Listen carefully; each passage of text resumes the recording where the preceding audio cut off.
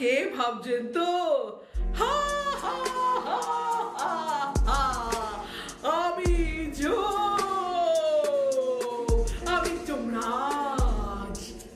মাথায় পড়লো তো বড় এক কান বোম।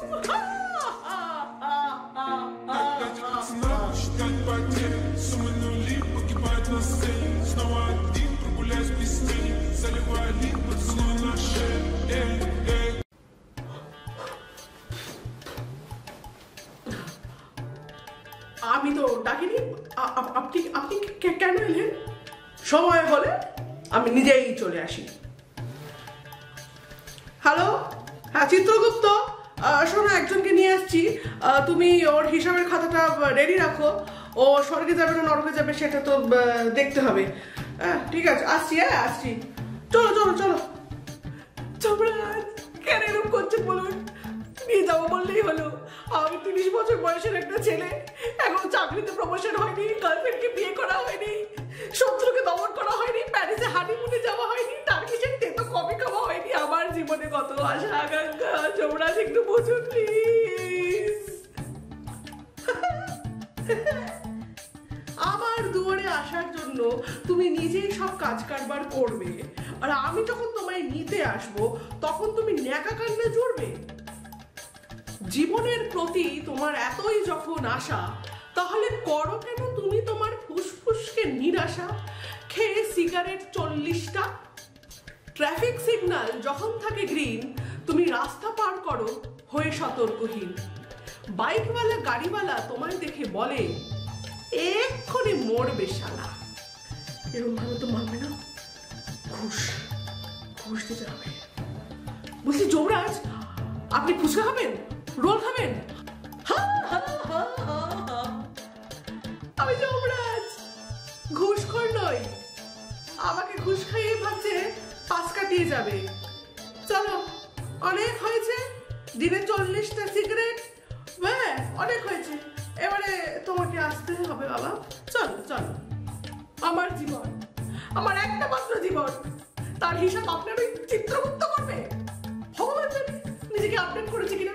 হ্যাঁ, নিজেকে আপডেটই করেনি, সে করবে আমার জীবনের হিসাব। আপনার কি বিচার?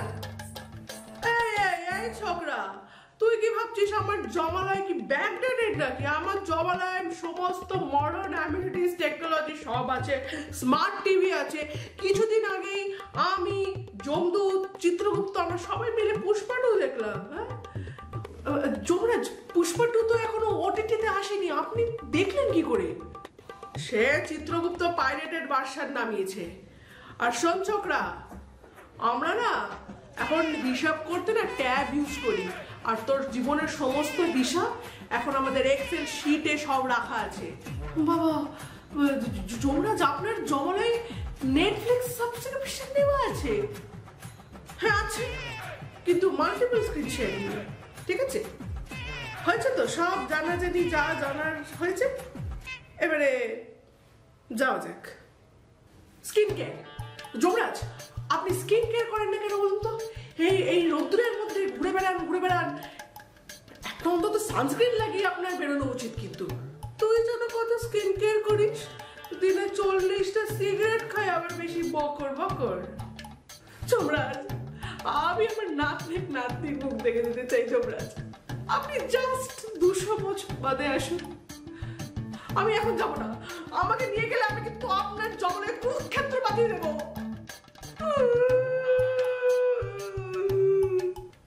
যারা কুরুক্ষেত্র বাঁধিয়েছিল তাদেরও জমালয়ে আসতে হয়েছিল। তারা কত কাণ্ড কারখানা করলো, কপট পাশা খেললো, তাদেরকে আপনি এত পরে তুলে নিয়ে গেলেন। আমার মতো নিরীহ লোকেদেরকে আপনি সময়ের আগে তুলে নিয়ে যেতে চান? হ্যাঁ, এর আপনার কেমন বিচার? আপনি যমরাজ নামে একটা বুর্জুয়া।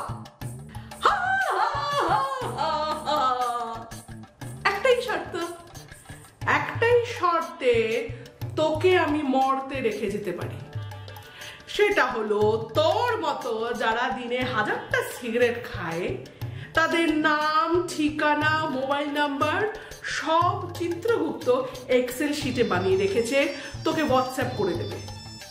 তোকে ওদের বাড়িতে গিয়ে ওদের কাছে গিয়ে ওদেরকে কনভিন্স করতে হবে এই সিগারেট খাওয়ার অভ্যাসটা বন্ধ করা। এটাই কাজ। পারবি? হ্যাঁ হ্যাঁ, পারবো না কেন? নিশ্চয়ই পারবো, অবশ্যই পারবো।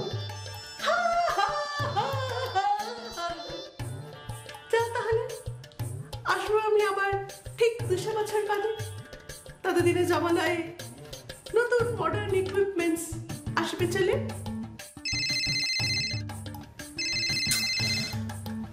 হ্যালো হ্যালো, হ্যাঁ হ্যালো যমরাজ, আমি চিত্রগুপ্ত বলছি।